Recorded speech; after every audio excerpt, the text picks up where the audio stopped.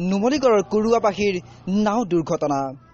কুৰুৱাবাসীৰ ভাটি হিঙা দৰিয়াত ধনশিৰিত নাও দুৰ্ঘটনা নাওৰে ধনশিৰি পাৰ হ'বলৈ লওঁতে ডুব যায় 6জন যাত্ৰীক কঢ়িয়াই নিয়া নাওখন মহিলা শিশুসহ বাকী কেইজন সাঁতুৰি পাৰ হয় যদিও নিৰু দাস নামৰ মহিলাগৰাকীৰ সন্ধান পোৱা নাই